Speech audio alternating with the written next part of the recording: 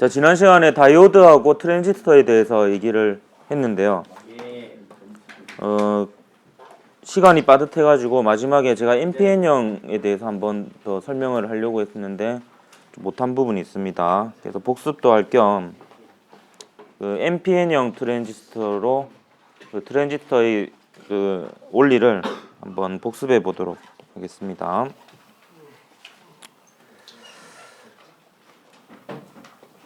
자, 이 트랜지스터가 이제 구조가 이렇게 되어 있는데요. N형, P형, N형 이렇게 이루어져 있고, 이쪽이 이미터, 가운데가 베이스, 오른쪽이 컬렉터라고 합시다. 그럼 우선 여러분이 해야 될 것은 이 베이스하고 컬렉터 쪽에 역방향으로 큰 전압을 걸어줍니다.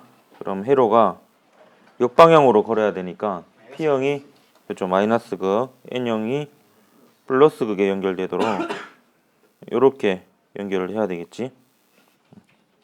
그렇게 되면 N형 반도체의 다수 나르게인 전자가 요 전지의 플러스 극에 의해서 당겨질 텐데요. 근데 여기는 또 양공이 마이너스 극에서 당겨지니까 접합면으로부터 양공과 전자가 멀어지게 됩니다. 그래서 얘가 당기더라도 어느 정도 당기고 나면 더 이상 당길 게 없어지죠. 그래서 이 상태로 이제 막혀 있는 이런 상태입니다. 근데 여기에다가 이제 이미터하고 베이스 쪽에 순방향으로 전압을 걸어줍니다.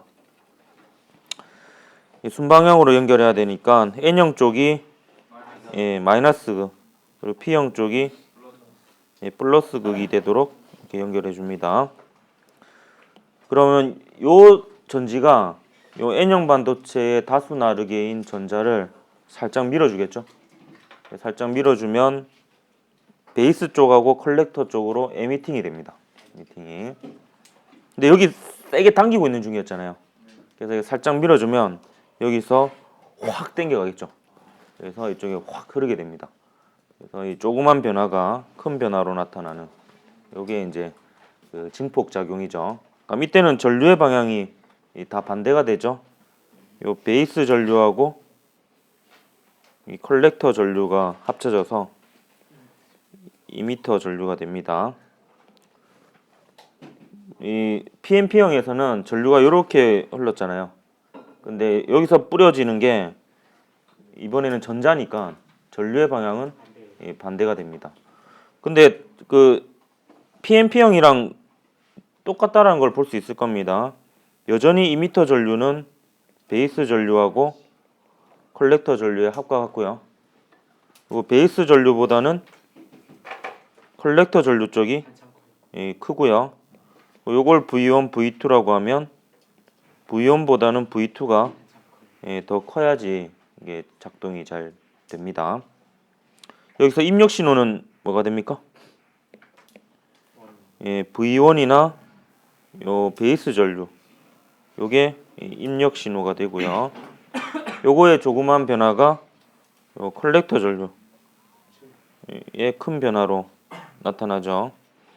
그래서 요거를 조금 변화시키려면 요쪽에 그 전기 기타 같은 걸 연결하면 전기 기타에 유도기 전력이 생기잖아요.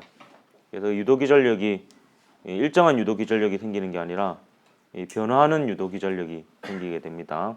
그거에 의해서 요 회로의 전압이 조금씩 변화가 일어나겠죠. 그렇게 되면 요 출력 신호에 해당하는 컬렉터 전류가 크게 변하게 될 겁니다. 그럼 여기에 이제 스피커를 연결하면 소리가 크게 나게 되는 거죠. 그래서 뭐 PNP형이랑 똑같습니다. 그냥 전류의 방향만 다 달라지고요. 이미터에서 다수 나르게가 에미팅이 되고 컬렉터 쪽에서 대부분 컬렉팅한다. 이렇게 기억을 하면 되겠습니다. 됐나요? 문제 한번 풀어봅시다. 조심해서 만지세요. 따끈따끈할 겁니다. 오른쪽이 조금 더 뜨겁죠?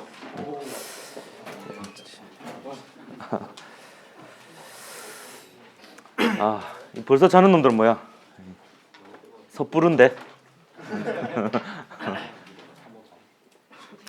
자, 작년 6월 문제 한번 봅시다. 그림은 P형 반도체와 N형 반도체를 접합하여 만든 태양전지에 빛을 비추었을 때 태양전지에 연결된 발광 다이오드에서 빛이 방출되고 있습니다. 그럼 순방향으로 연결된 거죠. 이걸 모식적으로 나타내고 있고, 발광 다이오드의 A와 B는 P형 반도체와 N형 반도체 중 하나이고요. 옳은 것을 골라라 했습니다. 그럼 요 회로부터 먼저 분석해 놓고 문제를 한번 풀어봅시다. 얘가 말 그대로 태양 전지죠. 전지니까 P형 반도체가 무슨 극이 되겠습니까? 포지티브, 플러스 극이 되고, N형 반도체가 마이너스 극이 되는 전지가 된다라고 보면 되겠습니다. 그럼 전지의 역할은 회로에 전기장을 만들어 주는 겁니다. 그래서 도선을 따라 플러스 극에서 나와서 마이너스 극으로 들어가는 방향으로 이렇게 전기장을 만들어 주고요. 파란색으로 표시한 게 전기장입니다. 근데 요 LED에는 지금 불이 들어왔으니까 순방향으로 연결된 거죠? 그러면 플러스 극에 무슨 형 반도체가 P형 반도체가 연결돼야 되겠죠? 마이너스 극에는 N형 반도체가 연결되어야 될 겁니다. 그래서 A가 N형이고 B가 P형이 되겠습니다. 그럼 이 정도 하면은 대부분은 풀립니다. 기억 보면 B에는 주로 양공이 전하를 운반한다는데 B는 P형이니까 맞는 말이죠.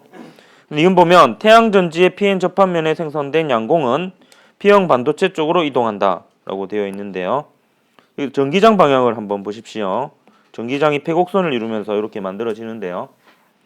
요 양공은 P형 반도체 양공이 많죠. 양공은 플러스 전하니까 요 전기장과 같은 방향으로 힘을 받아서 이 접합면으로부터 멀어질 거고요. N형 반도체의 전자는 음전하니까 전기장과 반대 방향으로 전기력을 받아서 역시 접합면으로부터 멀어지겠죠. 그래서 양공이 이동하는 방향을 보면 Pn 접합면에서 P형 쪽 맞죠? 그러니까 니은은 맞습니다. 다음 디귿 보면 발광 다이오드의 Pn 접합면에서 전자와 양공은 결합한다 했는데 얘는 전기장 방향을 보면 요 P형 반도체의 양공은 플러스 전하니까 전기장과 같은 방향으로, N형 반도체의 전자는 음전하니까 전기장과 반대 방향으로 해서 접합면에서 만나게 되죠. 그래서 결합을 하게 됩니다. 결합을 한다는 것 자체가 그 N형 반도체의 전도띠에 있던 전자가 P형 반도체에 비어있는 상태인 원자가띠의 양공에 전이를 하는 거니까 에너지가 낮아지면서 빛으로 그 에너지를 방출하게 되는 과정입니다. 그래서 디귿 맞아서 5번이 답이 됩니다. 자, 여기서 이게 계속 작동을 하려면 잘 보십시오. 여기서 양공하고 전자가 멀어지잖아요. 그럼 접합면에 있던 양공과 전자가 없어지잖아. 근데 이게 계속 작동할 수 있는 이유는 빛이 계속 접합면 쪽으로 들어가서 그 P형 반도체의 원자가띠에 있던 전자에 에너지를 줘서 그 전자가 N형 반도체의 전도띠로 전이를 하게 됩니다. 그래서 이 빛에 의해서 접합면 부분에서 전자와 양공의 쌍이 계속 생겨나기 때문에 얘가 이렇게 이동해서 회로로 흐르더라도 여기서 새롭게 계속 생성이 되기 때문에 계속 공급을 해주는 겁니다. 이걸. 그래서 이게 작동을 할 수 있고, 빛이 차단되면 이제 작동이 안 되겠죠. 여기서 공급을 못 해주니까. 그래서 여기서 에너지를 얻은 전자가 여기로 가서 에너지를 잃으면서 빛을 내는 거죠. 그런 과정입니다. 그 다음에 조금 더 뜨거운 문제를 볼까요? 작년 9월 문제. 세연아, 저 무거워, 이 꼬꾸라진 놈.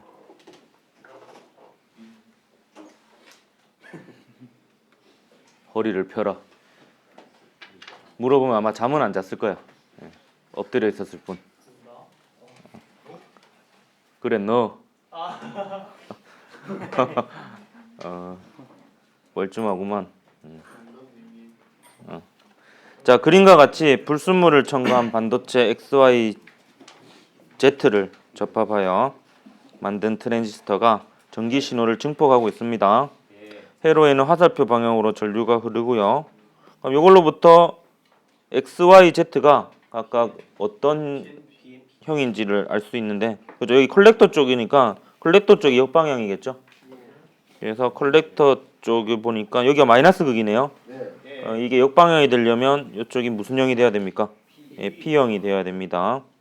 그래서 이렇게 찾아도 되고요. 그래서 이게 PMP형이다 이렇게 찾아도 되고요. 아니면 이렇게 찾아도 됩니다. 지금 전류의 방향이 주어져 있잖아요. 그러면 이미터 쪽에서 다수 나르게가 에미팅 돼서 베이스하고 컬렉터 쪽으로 갈라지죠. 근데 지금 이미터에서 입자가 에미팅 되는 방향하고 전류의 방향이 어때요? 같죠? 그렇기 때문에 이미터에 있는 다수 나르게는 전하의 부호가 플러스다, 양이다라는 것을 알 수 있습니다. 그래서 이래 찾으나 저래 찾으나 PMP형이라는 것을 알 수가 있습니다. 그럼 기억 보면 Z는 N형 반도체이다. 틀렸죠? 니은 보면 X에서 Y로 이동한 대부분의 양공, 그러니까 에미팅된 양공은 대체로 Z쪽, 컬렉터 쪽으로 컬렉팅이 된다. 이렇게 했습니다. 그래서 니은은 맞고요. 이미터와 베이스 사이에는 순방향 전압이 걸려 있죠. 그렇게 연결해야 되죠. 왜냐하면 이 상태에서 얘가 없다고 먼저 생각을 해라 그랬습니다. 얘가 없으면 요 마이너스 전극에서 양공을 땡기고 있는데 더 이상 공급되는 양공이 없어서 답보인 상태로 있는 상태입니다. 근데 여기서 순방향으로 전압을 살짝 걸어줘야지 여기서 양공이 밀려서 공급이 되죠. 그렇게 해서 얘가 증폭작용이나 스위치 작용을 할 수 있게 됩니다. 그래서 요거는 사실 외우면 더 편하긴 합니다. 이미터하고 베이스 쪽은 순방향으로 연결하고 베이스하고 컬렉터 쪽은 역방향으로 연결하고. 그래서 니디 4번이 답이 됩니다. 자, 이제 마지막 주제인 신소재에 대해서 보도록 합시다. 예, 제목은 신소재지만 새로운 소재가 아닌 신소재. 대표적으로 초전도체 같은 경우는 1980년대에 주로 연구가 이루어졌습니다. 지금도 뭐 계속 연구가 되고 있지만요. 그래서 이 세 가지 물질을 보게 될 텐데 초전도체, 유전체, 액정 이 세 가지를 볼 텐데 셋 다 지금 쓰이고 있습니다. 실제로 상용화 되었다라고 볼 수 있습니다. 초전도체도 MRI 이런 데 들어가거든요. 그래서 상용화 된 겁니다. 자, 우선 영상을 보면서 나는 좀 깨우러 다녀볼까? 초전도체에 대한 영상을 한번 보도록 하겠습니다. EBSI 교수학습지원센터에서 합법 다운로드 받아서 보여주는 교육적 목표로는 얼마든지. 드디어 저 목적어 말해주시면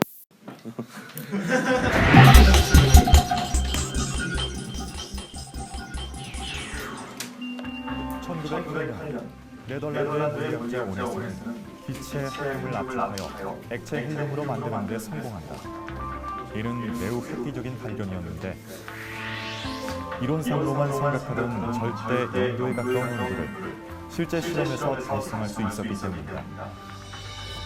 오네스는 여기서 그치지 않고 한 걸음 더 나아가 액체 헬륨을 이용하여 수온을 냉각시키며 전기 저항을 측정하던 중 액체 헬륨이 기체로 변하는 온도인 4.2K 근처에서 수온의 저항이 갑자기 없어지는 현상을 1911년에 발견했다. 이 물체를 초전도체라고 하고 이러한 현상을 초전도 현상이라고 한다. 1933년 독일의 물리학자 마이스너와 오센펠트는 초전도체가 물질 자신의 내부로 들어오려는 모든 자기장을 다 밀쳐내고 내부 자기장이 0이 되는 현상을 발견하였다. 이는 발견자의 이름을 따 마이스너 효과라 하며 초전도체를 이용하여 자성을 띤 물체에 강한 힘을 가할 수 있다는 사실을 의미한다. 초전도체는 내부 자성을 0으로 만들기 때문에 주변으로부터 작용하는 모든 자기장의 반발력을 형성한다. 이 반발력은 일반적인 전자석의 자기력보다 훨씬 강력해서 자성을 띤 물체를 초전도체 위에 쉽게 띄울 수 있는 자기 부상 현상도 나타내는 것이다. 초전도 현상을 이용한 대표적인 기기가 MRI, 자기 공룡 영상 장치이다.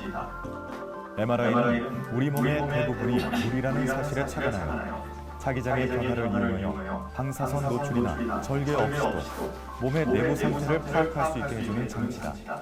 MRI에는 매우 강력한 자기장이 필요한데 이러한 자기장을 변하게 하는 것은 초전도체 외에는 없다. 초전도체는 저항이 없으므로 전자석에 강한 자기장을 만드는 데 필요한 전류를 높일 수 있기 때문이다.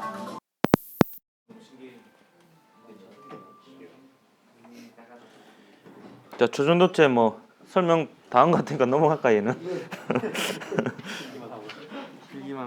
초전도체는 이름이 이제 초전도체인 이유가 전도를 잘해서 초전도체라고 얘기를 합니다. 아니 농담이 아니고 진짜.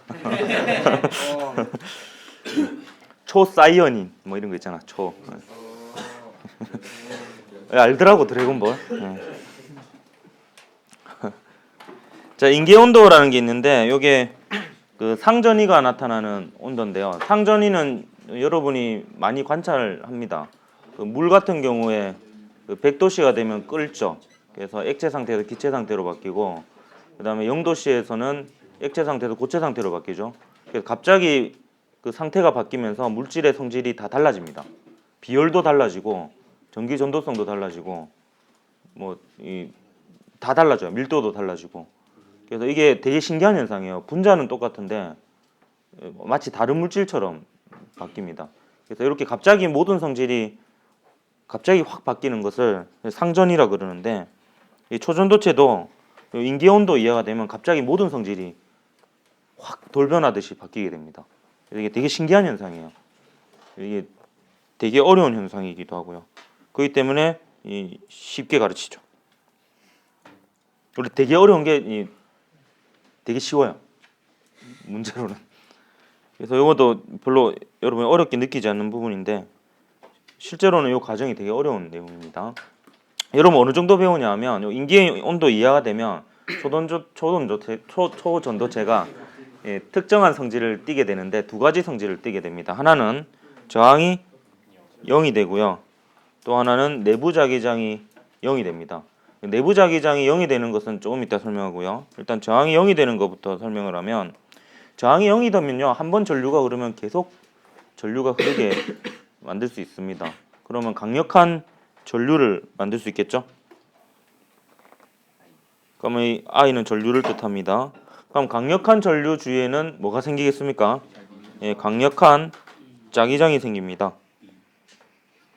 네, 비오사바르. 강력한 자기장이 생기고요. 그럼 이 강력한 자기장이 이용되는 각 분야에 쓰이겠죠? 예, 대표적인 게 좀 비싸죠. MRI, 예, 자기 공명 영상 장치의 줄임말입니다. 예. R이 그 공명을 뜻하는 까먹었어요. 예. 이게 뭐 이미지 뭐 이런 거고, 이게 자기 마그 뭐 예. 얼버무리겠습니다. 예. 그다음 핵융합에서는 이제 토카막이라는 게 필요한데, 그 핵융합에서의 온도가 매우 높기 때문에요, 모든 물질이 다 녹아버립니다. 그래서 이걸 담을 용기가 없죠. 그래서 그 방법은 뭐냐면 그 담고 있는 용기 내벽과 안에 있는 물질이 닿이지 않으면 되는 거예요. 그래서 안 닿이게 하는 방법으로 그 강한 자기장을 걸어주는 방법이 있습니다. 그럼 왜 강한 자기장을 걸어주면 안 닿이느냐? 요 아주 높은 온도 상태는 기체 상태가 아니라 플라즈마 상태라는 또 다른 상태거든요. 원자핵과 전자가 다 분리되어 있는 상태입니다. 전하를 다 띠고 있는 상태죠. 근데 전하를 띠고 있는 입자가 자기장 속에서 움직이면요, 자기장에 의해서 힘을 받아가지고 어떤 운동을 하냐면 이렇게 나선 운동을 합니다. 예, 나선 운동을 하면서 나아가요. 그래서 이게 자기장이 이렇게 걸려 있으면 이게 나선 운동을 하면서 나아갑니다. 그러면 이제 자기장을 이렇게 도넛 형태로 걸어주면요, 자기장을 이제 입자들이 나선 운동을 하면서 얘를 이렇게 따라갑니다. 그러면서 이제 그 안쪽에 있는 내벽과는 직접적인 충돌은 안 하게 되는 거죠. 그렇게 되면서 이제 그 담을 수 있는 상태가 되는. 그래서 이 뭐야, 이거 가버려. 그래서 그걸 토카막이라 그럽니다. 토카막. 그래서 이게 어려운 이유가 인계 온도는 대체로 되게 낮거든요. 근데 이제 또 핵융합은 아주 높은 온도에서 일어나니까 이 고온과 초고온과 초저온이 공존하는 세계라서 어렵습니다. 얼마나 났느냐? 그 최초로 그 발견된 초전도체가 수은인데요. 이게 수은에 이 발견한 사람이 군인이라 그러더라고요. 군인도 그 국방의 의무만 하는 게 아니라 연구도 하는 이런 군인들도 있습니다. 그래서 얘가 이제 그 온도를 낮춰서 수은의 특징들을 살펴보다가 얘가 4.2 켈빈이 되는 순간 저항이 갑자기 없어지는 것을 발견을 했어요. 그래서 그게 초전도체고요. 이 이후에 이제 그 우리 그 등판에 혹시 니오브 찍혀 있는 애 있나? 반티에 NB 니오브 있나? 니오브 누구?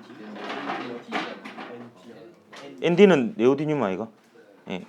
요게 순수 물질로는 가장 이제 인계 온도가 높은데 9.2 켈빈이 돼요. 되게 높죠. 마이너스 260 몇 도씨 정도 되는데 되게 높죠. 요거 지금 요 인계 온도가 어느 정도까지 올라갔냐면 1987년도에 이제 세라믹 초전도체가 57 켈빈이 되었다가 이듬해 1988년 88 올림픽 있을 때 100 켈빈까지 올라갔습니다. 그래서 그걸 고온 초전도체래요. 온도가 되게 높잖아요. 100 켈빈이면 마이너스 173도씨 정도 되니까. 예. 예, 그 4켈빈에 비해서는 고온이니까 그걸 고온 초전도체라고 합니다. 예, 그게 이제 그게 이슈가 되었을 수 있었던 이유가 액체 질소 있죠, 액체 질소. 그 액체 질소의 끓는 점이 7땡이에요, 7땡. 77 켈빈. 그러니까 얘보다 높죠. 그러니까 액체 질소로 이제 초전도 현상을 일으킬 수 있기 때문에 이제 상용화가 될 수 있는 계기가 됩니다. 왜냐하면 질소는 그 공기 중에 천지백갈이잖아. 예, 그러니까 이제 쌉니다. 예. 여러분 들이마시는 공기 중에 대부분이 질소죠. 예, 산소로 잘못 알고 있는 애들 있죠. 예, 질소가 제일. 자, 그럼 인고인도 이하는 저항만 0이 되는 게 아니라 또 어떤 현상이 일어나냐면 내부 자기장이 0이 되는 현상이 일어나는데요. 요거를 이제 그 사람 이름입니다. 마이스너 효과라고 합니다. 요거 수행평가 예전에 낸 적이 있는데 그 마이너스라고 써서 점수가 많이 마이너스가 됐었어요. 애들이. 예. 마이스너 사람 이름 갖고 장난치면 안 됩니다. 누가 재미없다고? 사실을 얘기하고 있네. 용기 있는 자구만.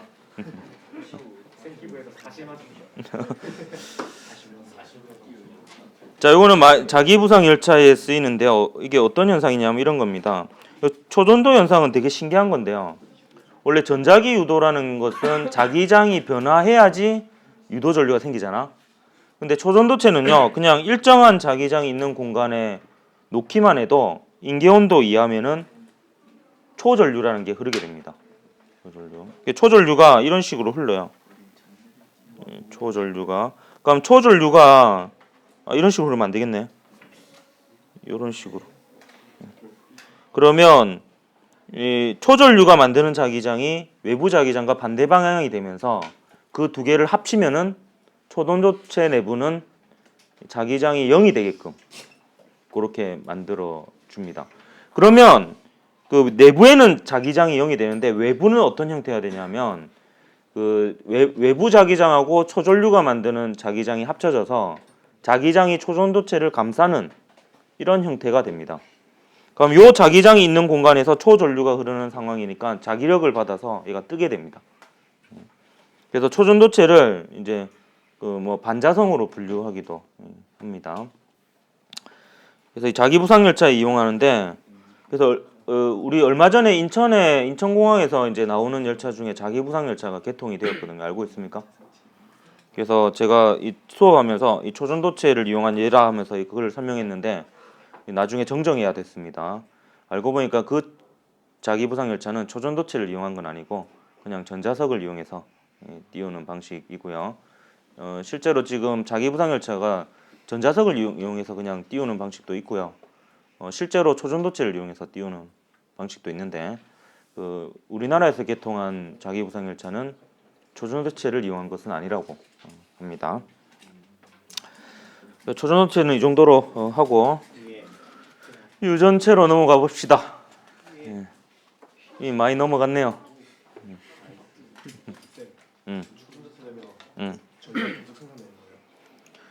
전류가 계속 생긴다라기보다는 전압을 걸어준 상태를 제거해도 전류가 계속 뭐 흐르겠죠.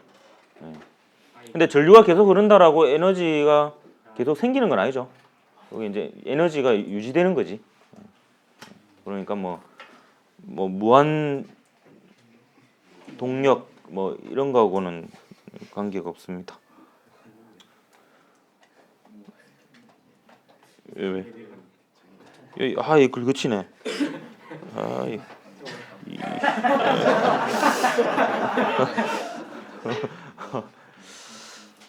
자, 이 유전체에 대해서 봅시다. 유전체는 유전분극이 나타나는 절연체인데요. 이 항상 헷갈리더라고요, 저도요. 절연체면 절연체고 유전체면 유전체지. 유전분극이 나타나는 절연체는 뭐야? 왜냐하면 절연체는 다 유전분극이 나타날 것 같거든요. 왜냐하면 유전분극이라는 게 결국에 전기장을 걸어주면 그 전자의 궤도가 찌그러지면서 부분적으로 전하를 띠는 상태가 되는 거잖아요. 그래서 이게 찾아보니까 대부분의 절연체는 유전체이다 혹은 대부분의 유전체는 절연체이다 이런 표현이 있더라고요. 그렇기 때문에 그 똑같은 물질이지만 그 유전분극이 전기장에 의해서 유전분극이 나타난다는 측면에서 얘기하면은 유전체라고 얘기를 하는 거고, 전기가 잘 통하지 않는다는 입장에서는 이제 절연체라고 얘기를 한다. 이렇게 보면 되겠습니다. 여러분도 그 남자이면서 고등학생이면서 한국인이죠. 그래서 이게 분류 기준에 따라서 부르는 게 다르잖아요. 그래서 똑같은 물질이지만 성질에 따라서 부르는 게 다르다 이렇게 보면 되겠고요. 유전체의 특성을 나타내는 물리량이요, 유전율입니다. 유전율은 전기장을 걸어 주었을 때 유전분극이 일어나는 정도인데요. 유전율이 클수록 똑같은 전기장을 걸어줘도 유전분극이 더 잘 나타난다. 이렇게 보면 되겠습니다. 참고니까 몰라도 됩니다. 시험하고는 관계없고요. 유전율을 입실론이라고 많이 나타냅니다. 그리고 진공에서의 유전율은 보통 입실론 제로라고 이렇게 많이 나타내고요. 물질에 따라서 유전율이 다릅니다. 그래서 진공에서의 유전율도 있어요. 그리고 여러분 그 비오사바르 법칙을 안 배웠지만 자기장에 관한 식 안에 사실 뭐가 들어가냐면 그 전류주의 자기장식에 보면 앞에 K가 붙잖아요. 근데 K 안에는 어떤 물리량이 포함되어 있냐면은 이런 물리량이 포함되어 있어요. 이걸 이제 자기 투자율이라 그러는데요. 뭐 진공에서의 자기 투자율은 이렇게 표현을 합니다. 그래서 이거는 물질의 정기적 성질을 나타내는 물리량이라고 보면 되고, 이건 물질의 자기적 성질을 나타내는 물리량이라고 볼 수 있는데, 그 맥스웰이 전자기파가 빛이라는 걸 밝혀냈다 그랬잖아요. 그래서 맥스웰이 계산한 결과 어떤 결과가 나오냐면 빛의 속력이 진공에서의 빛의 속력이 요 값이라는 게 계산되어서 나옵니다. 맥스웰이 한 작업이. 그래서 이게 실험에서 측정한 빛의 속력과 계산해서 나온 그냥 유전율하고 진공에서의 유전율과 진공에서의 자기 투자율로 계산한 빛의 속력이 완전히 일치했거든요. 전자기파의 속력이. 그래서 뭐 이게 왜 이래? 미안합니다. 뜬금없이 왜 이랬지 내가? 잠깐 딴 생각한 것 같습니다. 자, 몰라도 됩니다. 방금 한 거 잊어버리고요. 전기장을 제거한 후에도 유전분극이 유지되는 유전체를 강유전체라 그러고요. 이거는 강자성체하고 좀 비교가 됩니다. 강자성체는 외부 자기장을 걸었다가 제거해 주어도 N극과 S극이 그대로 유지가 되었었죠. 마찬가지로 이제 강유전체는 전기장을 제거한 이후에도 유전분극이 유지되고요. 대체로 강유전체는 유전율이 높은 편입니다. 얘는 흔적이 남는 거니까 결국 저장 장치에 이용이 됩니다. 그래서 강유전체하고 강자성체가 저장 장치에 이용이 됩니다. 그러니까 유전체는 또 저장 장치에 이용되는 것뿐만 아니라 축전기의 성능을 개선하는 데도 이용이 되는데요. 일단 얘가 축전기입니다. 이 평행한 금속판을 그냥 마주보게 놔두면은 축전기가 되는데요. 얘가 충전되는 과정을 설명을 잠깐 해주면은 이렇게 연결하면 이와 같은 상태로 충전이 됩니다. 플러스 마이너스 이렇게 연결하면 요 플러스 극에서는 요 금속판에 있는 전자를 잡아당기고요. 그래서 여기는 전자가 부족해지고 마이너스 극에서는 전자를 밀어줘서 여긴 전자가 많아지게 됩니다. 그러면 이 상태에서 얘를 제거해 줘도요. 요 둘 사이에 인력이 작용하죠. 그렇기 때문에 이 상태가 유지가 되는 겁니다. 그래서 전하가 저장된 셈이 되는 거죠.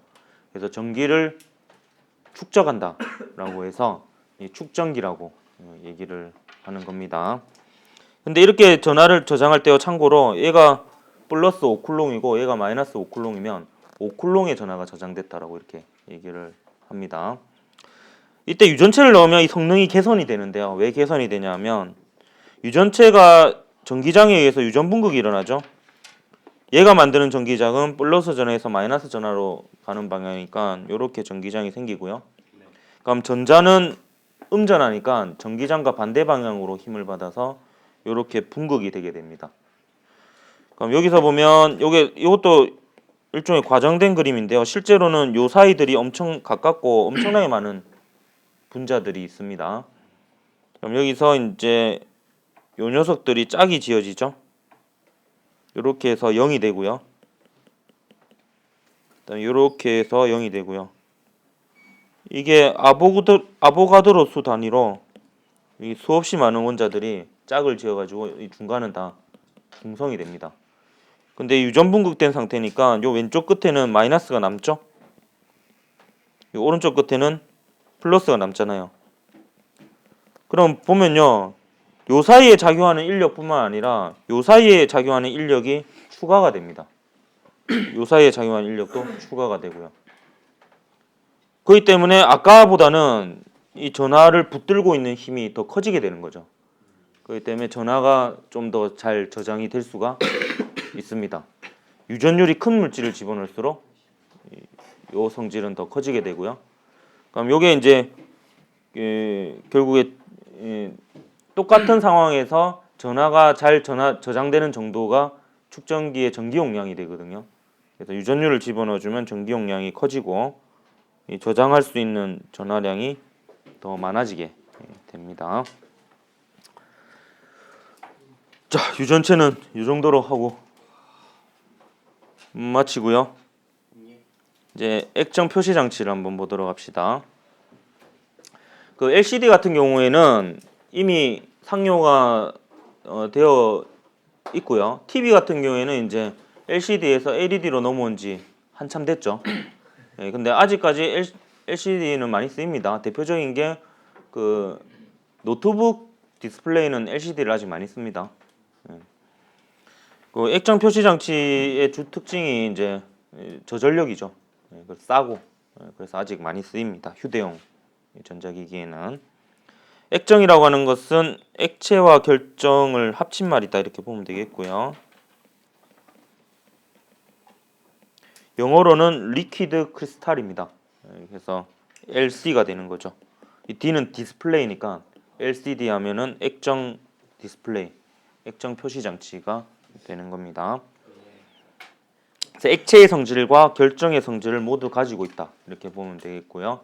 전압을 걸어주지 않았을 때는 흐물흐물 유동성이 있어서 액체의 성질을 띠고 전압을 탁 걸어주면 전기장을 걸어주면 이제 한쪽 방향으로 배열하면서 규칙적인 배열을 가지는 고체하고 비슷한 이런 느낌의 성질을 가지게 됩니다.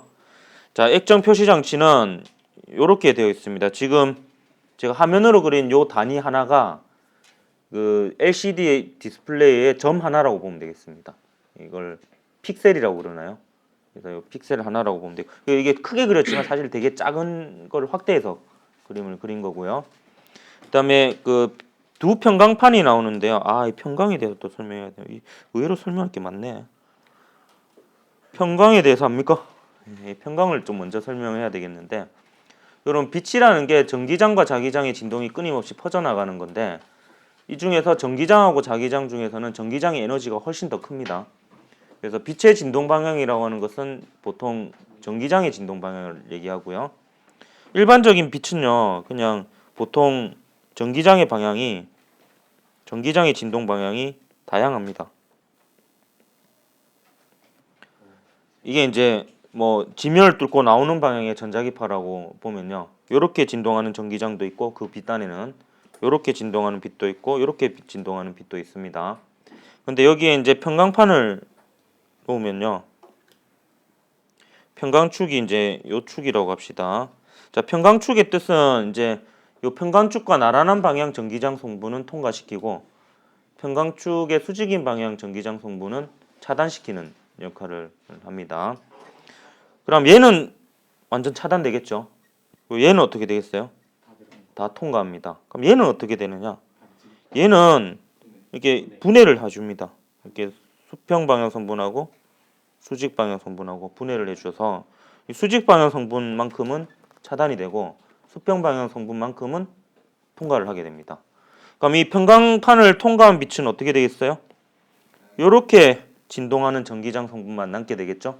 그래서 이 빛을 평광 혹은 평광된 빛 이렇게 이야기를 합니다. 그럼 이 평광된 상태에서 이 평광판을 이렇게 해놓으면은 잘 보이겠죠? 근데 얘를 회전시켜 보면요. 회전시키면 회전시킬수록 점점 어두워집니다. 어두워져 수직이 되면은 아예 안 보이고 차단이 되고 그렇게 됩니다. 그래서 여러분 그 심심하면은 그 평광 필름을 요새 싸게 팔더라고요. 사가지고 그 노트북 화면에 대고 이렇게 막 돌려보면 화면이 보였다 안 보였다 합니다. 확인을 할 수가 있습니다. 요 설명하고 시간이 좀 남으면 이 평광판을 어떻게 만드는지에 대해서 좀 얘기를 해줄게요. 일단 좀 바빠가지고 마음이 일단 평광에 대해서 얘기를 한 거고요. 자, 그러면 이제 LCD는 어떻게 되어 있냐면 평광판을 두 개를 써요. 근데 두 개의 평광판의 평광축은 서로 수직하게 설치를 합니다. 그럼 그 사이에 액정을 집어넣습니다. 액정을 집어넣고 요 뒤편에서는 항상 그 백라이트가 켜져 있어요. 그 백라이트로는 보통 LED를 씁니다. LED를. 그래서 얘는 항상 켜져 있는, 물론 TV를 켜야 켜져 있겠지. 예, 항상 켜져 있는 상태고요. 그럼 첫 번째 평광판은 무조건 통과합니다. 평광판은 이게 왜냐면 평광되지 않은 빛이거든요. 평광되지 않은 빛이니까 첫 번째 평광판은 통과해서 첫 번째 평광을 통과한 빛은 평광된 빛이겠지. 그래서 이쪽 방향 전기장 성분만 남게 됩니다. 근데 여기서 요 두 평광판 사이에 두 전극 사이에 전압을 걸어주지 않으면 요 액정들이 흐물흐물하게 이렇게 약간은 좀 일정하게 도열되어 있지 않는 이런 상태로 존재하게 되면서 요 전자기파하고 요 액정 사이에 상호작용을 하게 되고요. 이렇게 상호작용하는 과정에서 전기장의 진동 방향이 다양하게 뒤틀립니다. 그러니까 다시 흐트러지게 되는 거죠. 그럼 이제 다양한 방향의 또 진동 성분이 생기게 됩니다. 그러면 두 번째 평광판을 통과할 수 있는 성분이 생기게 되죠. 그래서 두 번째 평광판을 통과하게 됩니다. 이때는 빛이 투과가 되는 거죠. 조금 조심해야 되는 것이 두 전극판, 두 평광판 사이의 전압을 오프 시켰을 때가 보일 때입니다. 여기에 이제 사람 눈이 있는 거거든요. 여기 이제 그 컴퓨터 노트북 화면의 그 앞부분이 됩니다. 그래서 여기에다 평광판을 대고 돌려보면 밝아졌다 어두워졌다 합니다. 보면은 이때가 이제 이게 픽셀이 켜져 있는 상태이고요. 자, 요거 같은 경우에는 이제 요 사이에 전압을 걸어줍니다. 그러면 걸어주면은 이 액정이 도열하듯이 이렇게 일자로 배열이 되어버립니다. 그러면 첫 번째 평광판을 통과해서 평광된 빛이 액정의 방해를 받지 않고 그대로 쑥 지나가게 됩니다. 그래서 이 상태로 통과하려고 하는데 그러면 수직이니까 통과돼요 안 돼요? 안 됩니다. 이 상태에서는 빛이 차단이 되어서 이 부분은 이제 어둡게 보이게 되는 거죠. 그럼 컬러 LCD는 어떻게 만드느냐? 여기 이제 셀로판지를 대면 되죠. 빨간색, 초록색, 파란색 셀로판지를 입히면 RGB를 나타낼 수가 있습니다. 요게 이제 LCD에 올립니다. 조금 여러분 유의해야 될 것은 요 사이에 전압이 오프되었을 때가 보이고 요 사이에 전압이 켜졌을 때가 그 액정이 도열을 하면서 비켜주니까 통과를 못하는 이런 상태가 됩니다. 그럼 시간이 좀 남았으니까 편광에 대해서 좀 더 얘기를 할까요? 이 편광을 활용한 예가요 여러 가지가 있는데 선글라스가 있습니다. 선글라스는 어떻게 되냐면 여러분 요게 이제 지표면이라고 합시다. 바닷물이라고 봐도 되겠고요. 그럼 여기서 이제 입사된 빛에는요 다양한 방향의 전기장 성분이 있습니다. 그러니까 이렇게 지면을 뚫고 나오고 지면을 뚫고 들어가고 요 방향의 전기장 성분도 있고요. 아니면 이제 요 방향의 전기장 성분도 있습니다. 색깔을 좀 달리 해볼까요? 요 방향의 전기장 성분도 있어요. 근데 이유는 얘기 안 할게요. 얘가 반사가 되면 어느 쪽 방향의 편광 성분만 살아남냐 하면 요 방향만 살아남습니다. 요 방향만. 그럼 내가 이제 얘를 바라본다라고 하면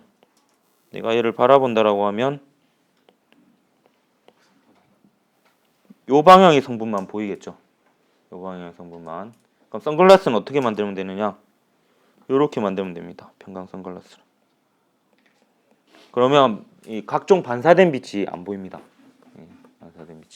반사된 빛이 편광되어 있기 때문에 그게 없어지는 거죠. 그래서 운전할 때도 그 도로에서 반사된 빛이 차단이 되고요. 그 해변에서도 바닷물에서 반사된 빛이 차단이 됩니다. 그리고 이 편광 필터를 달아가지고 사진을 촬영하면 그 각종 반사광이 안 보여요. 사진이 깨끗하게 나오죠. 그래서 눈에 반사된 빛 이런 거 있잖아요. 눈의 렌즈에 반사된 빛 이런 것도 편광된 빛이거든요. 그래서 그게 다 차단이 되어서 사진이 깨끗하게 나옵니다. 그리고 3D 이제 요즘은 집에도 3D TV가 많이 보급이 되었죠. 이게 3D TV에 있는 안경은 역시 편광 안경인데요. 얘는 어떻게 되어 있냐면 이렇게 되어 있습니다. 서로 수직하게. 그래서 오른쪽 눈에 해당하는 화면을 찍은 그 화면은 이렇게 편광된 빛으로 쏴주는 거고요. 또 왼쪽 눈의 시야에 해당하는 카메라로 찍은 화면은 이렇게 편광된 빛으로 쏴줍니다. 그럼 얘는 이쪽으로는 통과하지만 이쪽으로는 통과하지 못하죠. 마찬가지로 얘는 이쪽으로는 통과하지만 이쪽에는 통과하지 못합니다. 그래서 이제 각각 별도의 화면으로 보이게 되고 이제 입체로 보이게 되는 거죠. 요즘은 이제 다 이 방식을 쓸 겁니다. 옛날에는 어떤 방식이 또 있었냐면은 깜빡이 방식이 있었는데요. 얘가 이제 켜졌다 꺼졌다 켜졌다 꺼졌다 이렇게 합니다. 이렇게 이게 열렸다 닫혔다 열렸다 닫혔다. 화면도 이제 순간적으로 바뀌는 거죠. 근데 그게 워낙 순식간에 계속 바뀌기 때문에 그냥 보면은 그래도 보이던가요? 깜빡깜빡한 느낌이 보이나요? 이게 옛날에 삼성에서 채택한 3D 방식인데 요즘도 있나 모르겠어요. 이거 하려면 좀 안 좋은 점이 안경에 건전지가 들어갑니다. 안경에 건전지가 들어가는데 영화관은 편광 방식입니다. LG TV랑 요즘 아마 이걸로 다 바뀌었을 것 같고요. 이제 궁극의 3D TV가 되려면 사실 이거 없이 봐야 되는 거죠. 이거 없이 봐야지. 그다음에 편광에 대해서 좀 아까 편광판을 어떻게 만드냐고 잠깐 얘기했죠. 이건 여러분 헷갈리게 할 수도 있는데 얘기를 해줄게요. 편광판은 실제로 어떻게 만드냐면 약간 전기 전도성이 있는 플라스틱에 열을 가합니다. 열을 가해서 약간 흐물흐물한 상태에서 얘를 쫙 당겨요. 쫙 당기면 그 엿가락 쫙 당기면 실이 쫙 생기듯이 여기 가느다란 선이 사사사 이렇게 생깁니다. 선이. 요게 이제 일종의 도선이 됩니다. 도선이. 그럼 실제로는 어떻게 되냐면 만약에 이쪽 전기장 성분이 얘를 지나가잖아요. 그럼 요 전기장에 의해서 이쪽에 있는 전자들을 에너지를 줍니다. 전기장에 의해서 전기력을 받아서 전자가 움직이게 되는 거죠. 근데 그런 과정에서 요 전자가 또 움직이다가 열 에너지로 손실이 되겠죠. 그럼 전자기파에 있었던 에너지가 이쪽에 전자로 전달이 되니까 오히려 이쪽 방향의 전기장 성분이 통과할 수 있을까요? 차단이 될까요? 네, 차단이 됩니다. 근데 이쪽 방향 성분은요. 전기장이 이렇게 진동해봤자 요 안에 있는 전자가 갈 곳이 있어요, 없어요? 요 옆으로는 못 가지. 요 옆으로는 못 가니까 이쪽 성분은 어떻게 되겠어요? 통과합니다. 실제로는 이렇게 그 도선의 수직 방향 성분이 통과해요. 근데 이제 고등학교 과정에서는 요렇게 표현 안 하고 항상 그냥 요렇게 표현합니다. 요걸 채처럼 그냥 개념적인 그림으로 그려놓은 거예요. 근데 고등학교 책은 제가 이때까지 본 결과 다 이렇게 표현하거든요. 그렇기 때문에 요걸로 생각을 하는데 실제 구조는 이제 오히려 이쪽이 이제 차단이 됩니다. 그래서 금속 같은 경우는 차단이 더 잘 되죠. 금속은 모든 방향으로 전자가 움직일 수 있잖아. 그렇기 때문에 전자기파가 차단이 잘 되는 겁니다. 그래서 엘리베이터는 그 전화 통화가 잘 안 되잖아요. 그게 왜냐하면 엘리베이터를 감싸고 있는 금속은 모든 방향으로 전자가 움직일 수 있으니까 모든 방향의 전기장이 전부 다 차단이 돼 버리는 거예요. 예. 그리고 그 전자레인지에 보면은 전자레인지 이렇게 보면은 요 앞부분에 막 이렇게 돼 있죠. 촘촘하게. 이렇게. 요게 이제 안쪽에 있는 마이크로웨이브가 밖으로 나오면서 요 안에 있는 전자들에게 에너지를 전달해 주고 밖으로 못 나오는 겁니다. 그래서 요게 마이크로파를 차단하기 위해서 만들어 놓은 거예요. 그렇죠. 저는 근데 이런 걸 잘 믿지 않기 때문에 이 전자레인지 근처에 잘 안 갑니다. 예, 내 뇌에 있는 물을 진동시킬까봐 잘 안 가요. 그래서 이게 전자레인지가 이게 생각해보면 모든 게 100% 차단은 어렵거든요. 그렇기 때문에 전자레인지 돌릴 때는 웬만하면은 그래도 가까이는 안 가는 게 좋습니다. 그 원래 그 전자기파 차단 팬티 뭐 이런 거 얘기 있는데 그거는 1학년 때 했으니까.